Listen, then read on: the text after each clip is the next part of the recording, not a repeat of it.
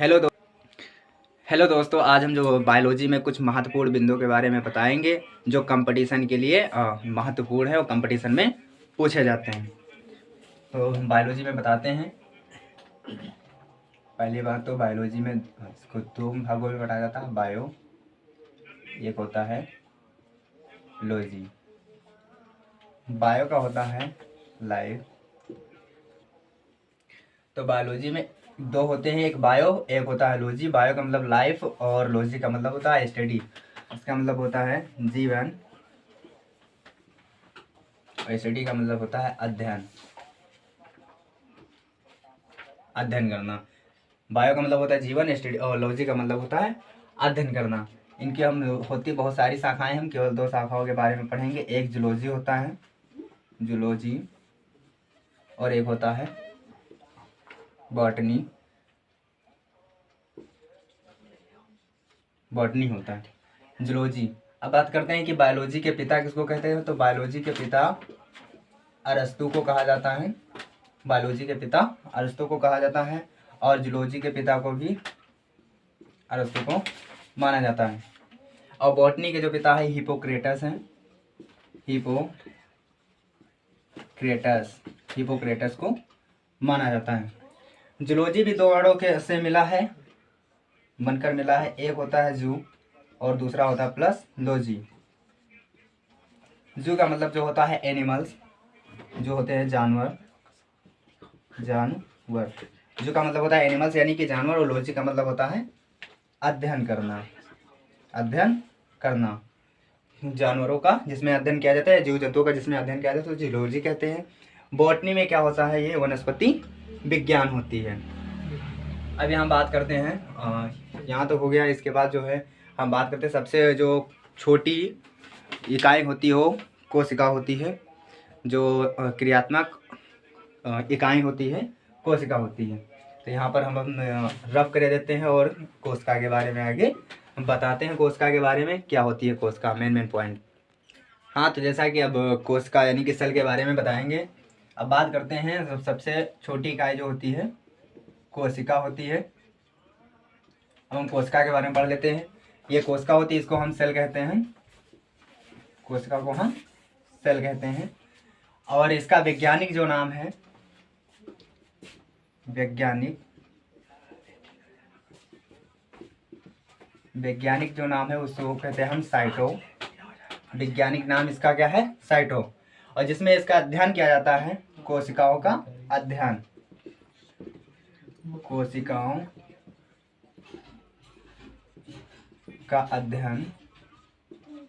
जिसमें हम कोशिकाओं का अध्ययन करते हैं उसे कहते हैं हम साइटोलॉजी। साइटोलॉजी कहते हैं। जिसमें हम कोशिकाओं का अध्ययन करते हैं उसे हम साइटोलॉजी कहते हैं। अब बात करते हैं सबसे पहले कोशिका की खोज किसने की थी। तो सर्वप्रथम कोशिका की खोज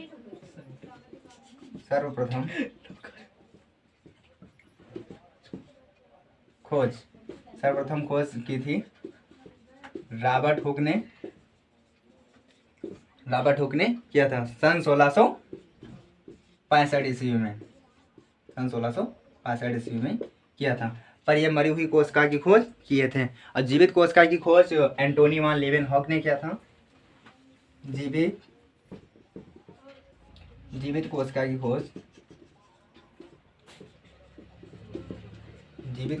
खोज जो किए थे वो एंटोनी वान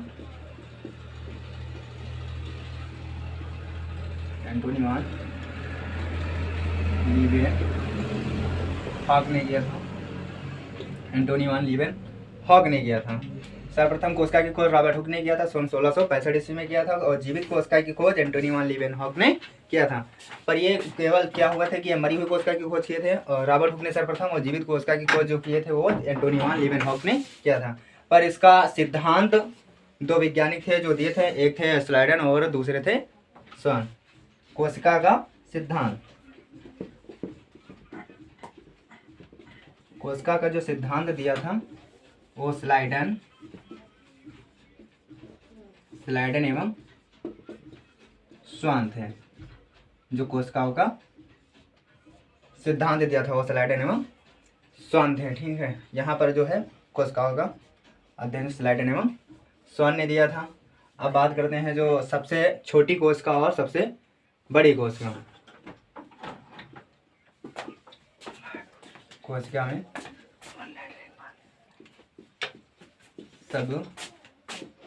सबसे छोटी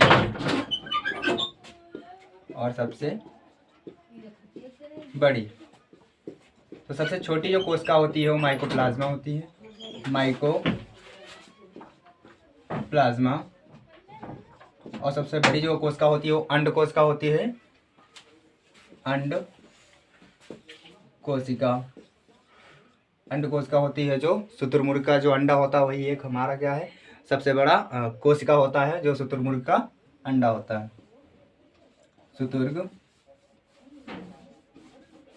का अंडा, जो शुतुरमुर्ग का अंडा होता है वो सबसे बड़ा अंडा होता है। तो यहाँ पर से देख लेते हैं कोशिका होती है जो इंग्लिश में इसको हम सेल कहते हैं और वैज्ञानिक नाम कोशिका का साइटो है, और जिसमें कोशिकाओं का अध्ययन होता है उसे हम साइटोलॉजी कहते हैं। सर्वप्रथम कोशिका की खोज रॉबर्ट हुक ने किया था, सन 1665 ईस्वी में किया था। पर ये मरी हुई कोशिका की खोज की थी। जीवित कोशिका की खोज एंटोनी वान लीवेनहॉक ने किया था, पर ये दोनों लोग ही खोज ही किए थे, पर इनका सिद्धांत जो नहीं दे पाए थे। सिद्धांत देने के लिए दो वैज्ञानिक हुए, जो स्लाइडन थे और एक स्वान थे। अब कोशिका जो सबसे छोटी कोशिका और सबसे बड़ी कोशिका ज़्यादातर पूछे जाते हैं एग्जाम में। जो सबसे छोटी कोशिका जो होती है माइकोप्लाज्मा की होती है, और सबसे बड़ी जो कोशिका होती है वो अंड कोशिका होती है, जो शुतुरमुर्ग का एक अंडा होता है। तो यहाँ पर हम इसको अब मिटा देते हैं, इसके बाद हम ब्लड के बारे में बताते हैं कुछ। अब कभी कभी पूछा जाता है एग्जाम में जो मानव में सबसे छोटी कोशिका और सबसे बड़ी और सबसे लंबी कोशिका पूछी जाती। तो मानव में क्या होता है, मानव में छोटी कोशिका,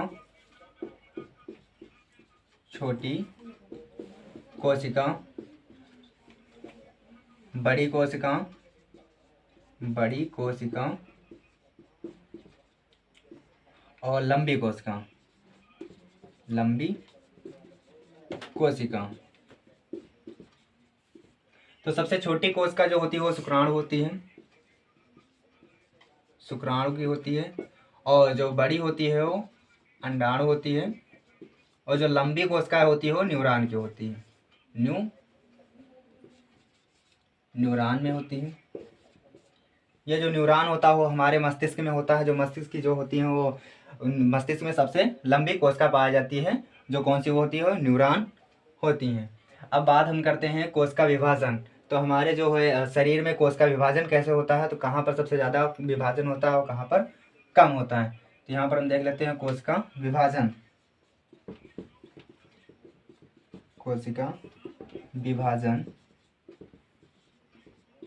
तो हमारे शरीर में कोशिका विभाजन जो होता है वो यकृत में सबसे अधिक होता है। यानी कि यकृत में जो अगर हम कट जाते हैं या फिर कोई इन्फेक्शन होता है तो कोशिका विभाजन वहाँ पर बहुत जल्दी से हो जाता है, यानी घाव बहुत जल्दी भर जाता है। तो यकृत में जो होती है कोशिका विभाजन सबसे अधिक होती है। यकृत में कोशिका विभाजन ज़्यादा होता है या फिर जल्दी होती है, जल्दी होता है।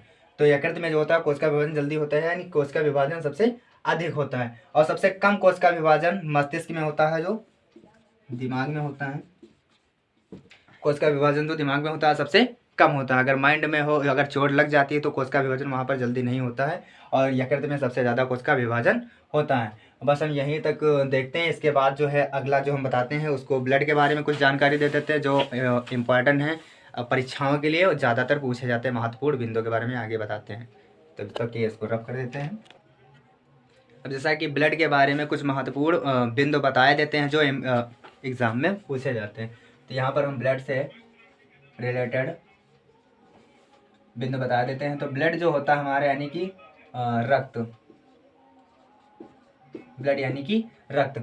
जो रक्त हमारा होता है, और रक्त कैसा होता है हमारा, तरल संयोजी उत्तक होता है। रक्त कैसा होता है, तरल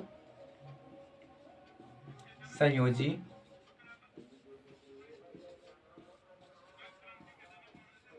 उत्तक होता है। जो हमारा रक्त यानी ब्लड होता है वो तरल संयोजी उत्तक होता है। रक्त कणिकाएं में देखते हैं क्या है, आरबीसी रेड ब्लड सेल यानी कि लाल रक्त कणिकाएं, डब्ल्यूबीसी यानी कि व्हाइट ब्लड सेल यानी कि सफेद रक्त कणिकाएं। इनको हम क्या कहते हैं, वैज्ञानिक नाम इनका है आरबीसी का है एरिथ्रोसाइड, और डब्ल्यूबीसी का है जो वैज्ञानिक नाम ल्यूकोसाइड है। इन दोनों नामों से जाने जाते हैं। लाल रक्त कणिकाएं के बारे में अब देख लेते हैं। लाल रक्त कणिकाएं,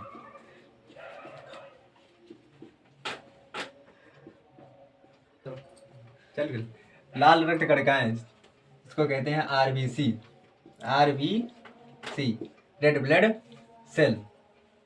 जो लाल रक्त कणिकाएं होती हैं वो हमारे शरीर में क्या कार्य करती हैं और कहाँ पर बनती हैं। तो सबसे पहले हम ब्लड बता दें कैसे बनता है। तो हमारा ब्लड जो बनता है वो अस्थि मज्जा में बनता है, अस्थि मज्जा।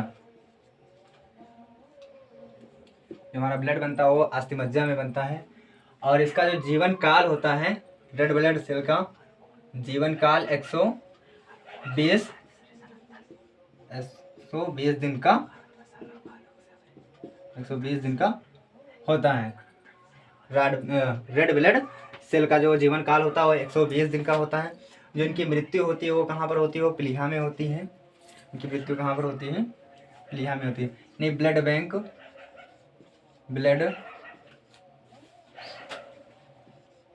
ब्लड बैंक हम कहते हैं प्लीहा को, प्लीहा को। तो सबसे ज़्यादा जो ब्लड पाया जाता है वो प्लीहा में पाया जाता है। और जो रेड आरबीसी का जो है जीवन काल होता है 120 दिन का होता है। और जो इसकी मृत्यु होती है वो प्लीहा में जाके होती है, वो ब्लड बैंक इसको प्लीहा को ये कहते हैं। जो लाल रक्त कणिकाएं होती है, यानी कि लाल रक्त जो होता है वो किसके कारण होता है, वो हीमोग्लोबिन के कारण होता है। लाल रक्त किसके कारण होता है, कारण हीमोग्लोबिन के कारण होता है। जो हमारा लाल रक्त होता है वो हीमोग्लोबिन के कारण होता है।